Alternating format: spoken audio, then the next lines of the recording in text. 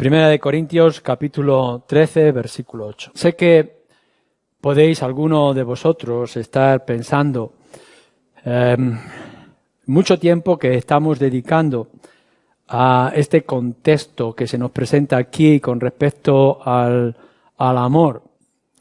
Pero a la misma vez podréis suponer la importancia que yo, y creo que la Escritura está manifestando acerca de este tema y de este asunto. El concepto de amor aparece en muchos lugares de las Escrituras, de manera constante e irregular en las diferentes áreas, y en particular lo que implica el amor fraternal, lo que es la vida de iglesia. Así que seguimos en esto, aun cuando ya estamos al final de este asunto, sin olvidar que el tema que estamos tratando acerca del amor está en el contexto de lo que hemos dicho en un principio, de los dones y de la vida de iglesia. La mayoría de vosotros, si no todos, pero una gran parte de vosotros os habéis encontrado que este último pasaje del versículo 8 hasta el final es controvertido, porque hay diferentes interpretaciones de lo que se hacen del texto. Algunos pasajes de las Escrituras son muy sencillos, muy fáciles, con una lección muy clara y directa, pero hay otros que por diferentes circunstancias son más difíciles de ponernos de acuerdo con respecto a lo que se está diciendo. Así que tendremos que acercarnos, como una introducción, a este pasaje o esta parte del pasaje con cautela. Yo diré lo que creo que está diciendo las Escrituras, lo que quiere decir Pablo en su contexto, pero dejo libertad a que cada uno de vosotros pueda verlo de manera distinta o quizá con un aspecto o un énfasis diferente al mío. El problema con esto y cualquier otro tema que podamos tratar no es tanto en sí nuestra manera de interpretar ciertos pasajes de las Escrituras, sino cuando venimos ya con ideas y con doctrinas preconcebidas y que queremos imponerlas al texto. Lo que tendremos que buscar siempre, y es lo que hemos intentado en esta iglesia y seguiremos haciéndolo, es que nuestras ideas, sean cuales sean, tengan que ser adaptadas o modificadas a la luz de las Escrituras. Y confieso que en este tema yo también he modificado y he tenido que adaptar o cambiar ciertos aspectos conforme lo he ido estudiando. Así que vosotros tendréis que estar abiertos a lo que Pablo nos está diciendo a partir de esa idea. El amor nunca deja de ser, que es lo que nos quiere expresar Pablo después. Y la gravedad aumenta cuando somos extremistas en nuestras posiciones o en nuestras interpretaciones, llegando incluso a veces a ser intolerantes con aquellos que lo ven de manera diferente. Tendremos que hacer siempre diferencia en aquellos que tengan ciertas ideas contrarias a las Escrituras, cuando la palabra de Dios es clara y es directa, con aquellos que interpretan de manera diferente, pero a la luz de las Escrituras. Es decir, podemos verlo de manera distinta, pero lo que estamos buscando es ser fieles a la palabra de Dios. Y eso lo tenemos que tener siempre en cuenta cuando discutamos, porque muchos de los conflictos que vienen dentro de lo que es la Iglesia del Señor es nuestro problema de comunicación y nuestra diríamos, inseguridades propias nuestras o la no aceptación o temores de lo que otros puedan influenciarnos. No seamos extremistas en aquello que pudiera ser que haya diferente interpretación de la palabra de Dios. En este caso, el problema surge con la idea en particular, aun cuando hay otros detalles, de la palabra perfecto, cuando venga lo perfecto. Y entonces, pensando qué será eso perfecto que ha de venir, que hace que las cosas como el don de lengua, la ciencia o la profecía sean cosas aparentemente pasajeras, ¿cuándo dejarán de ser? Entonces, algunos piensan, bueno, como esto es pasajero, dejarán de ser o cesarán y vendrá algo que es perfecto, entonces vienen nuestras diferentes ideas de que eso perfecto pueda ser la Escritura, el canon de las Escrituras, o pueda ser la venida de nuestro Señor Jesucristo, la presencia de Cristo en el futuro, o pueda ser el establecimiento de una iglesia completa y perfecta, etcétera, etcétera. Y entonces podemos estar variando nuestra idea con algo que Pablo parece que no deja claro. Lo que tendremos que hacer es no alejarnos del contexto. ¿De acuerdo? Entonces, cuando vosotros lleguéis van a dejar de ser los dones, porque algunos dicen que los dones especiales o milagrosos dejarán de ser, y hay otros que dicen que no, que los dones continuarán de manera constante. Algunos dicen que ya están cesando o han cesado porque ya tenemos el canon, la Escritura, y por tanto esos dones milagrosos, especiales, ya no están. En cambio, otros pueden estar diciendo, bueno, como lo perfecto es Cristo, estos dones seguirán hasta que venga nuestro Señor Jesucristo en la segunda venida.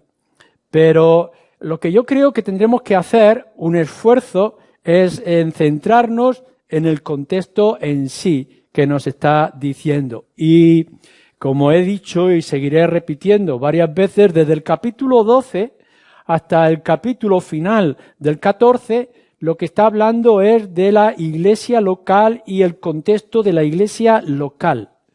Y en particular está hablando del ejercicio de los dones para la edificación de la iglesia.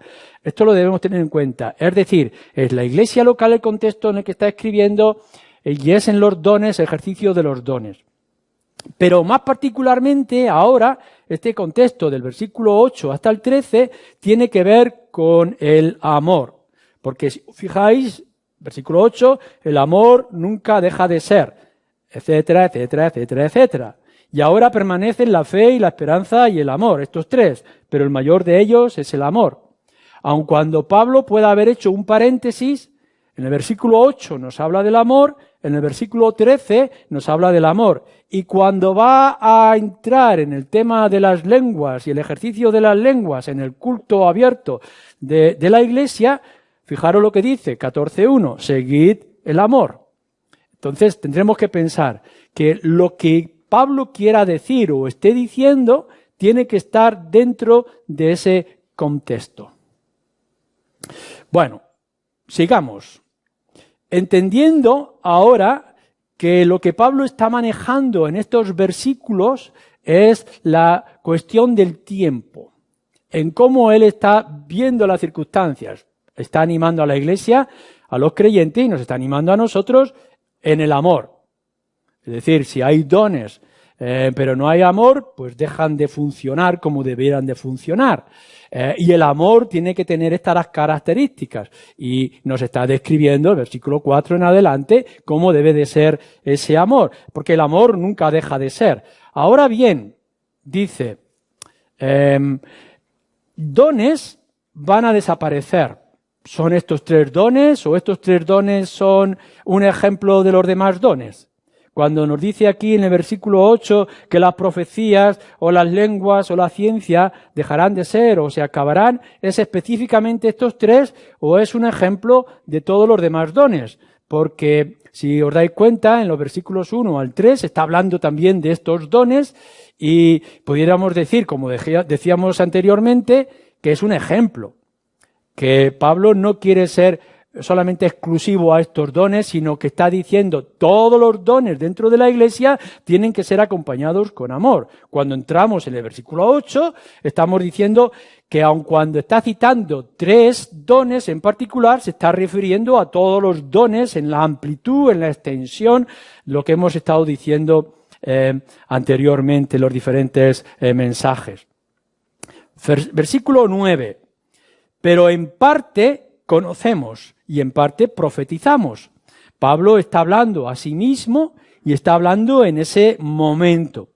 Nosotros, vosotros y yo, dice Pablo, en parte conocemos y en parte profetizamos. Por tanto, Pablo está hablando del ejercicio de los dones en el contexto del amor para ellos mismos. Y luego pasa en el versículo 12 a lo que podría ser el futuro. Ahora vemos, presente, oscuramente, más entonces, futuro, veremos cara a cara. Ahora yo conozco en parte, lo que estaba diciendo en el versículo que hemos citado anteriormente.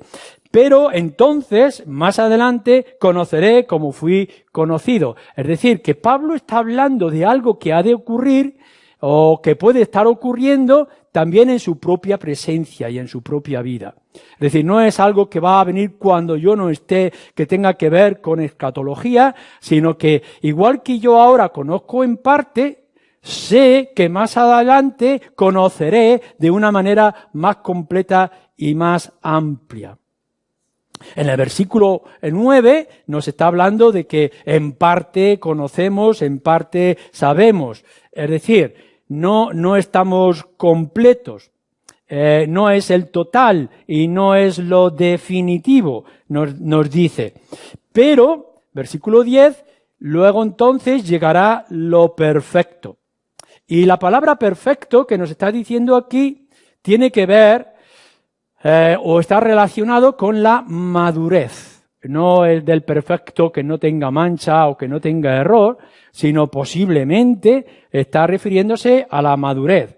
Fijaros, por ejemplo, si vais más atrás en el capítulo 2, versículo 6. Y tener un poquito de paciencia, porque creo que la introducción que estamos haciendo aquí del contexto y de los tiempos es importante. El capítulo 2, versículo 6, nos dice así: sin embargo, hablamos sabiduría entre los que han alcanzado madurez. Y sabiduría no de este siglo, ni de los príncipes de este siglo, que perecen. Esta palabra madurez es la misma que se está utilizando en nuestro contexto. Entonces, cuando vosotros leáis perfecto, tendréis que relacionarlo o podéis relacionarlo con la madurez. Capítulo 14, también, versículo 20, nos dice así con respecto a los hermanos: no seáis niños en el modo de pensar, sino sed niños en la malicia, pero, fijaros bien, maduros en el modo de pensar. Cuando está hablando en este contexto acerca de no ser como niños, sino ser maduros o adultos, y está hablando de madurez, es la misma palabra.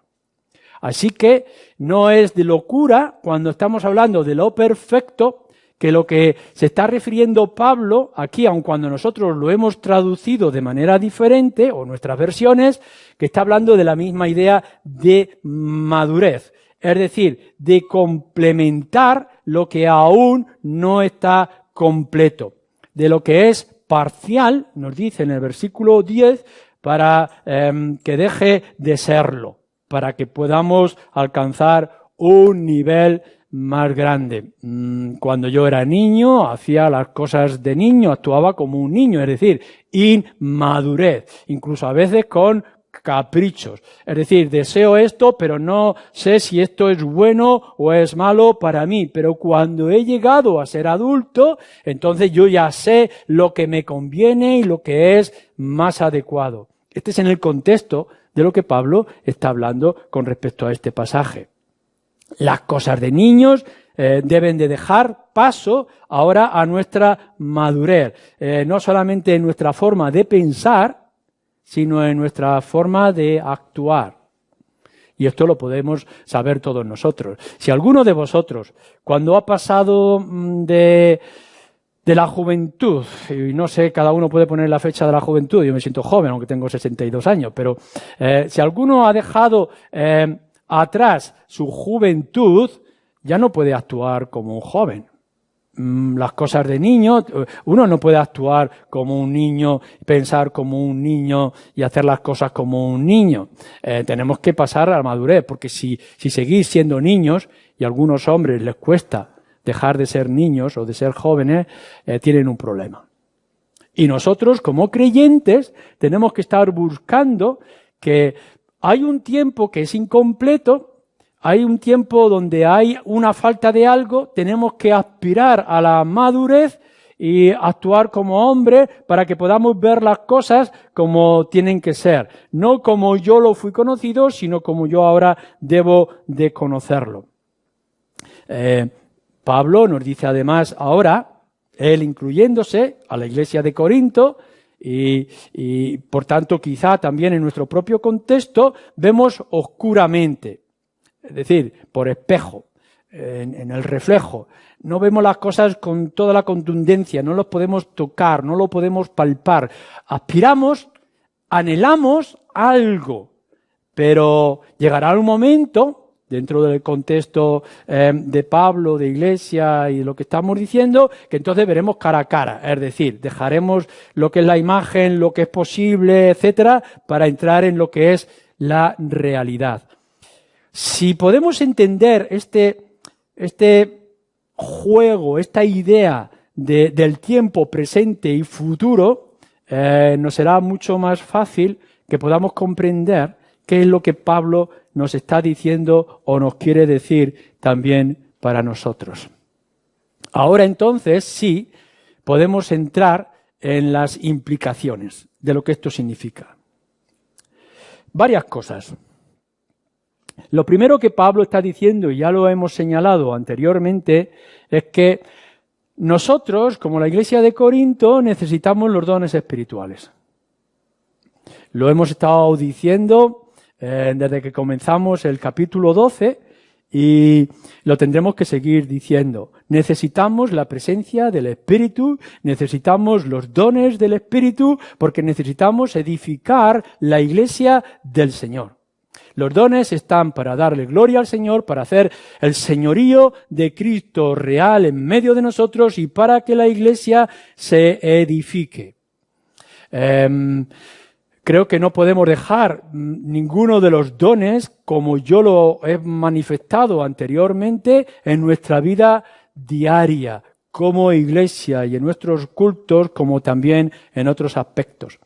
Pero lo que nos ha estado diciendo en la última parte es que estos dones que son necesarios no pueden estar sin el amor.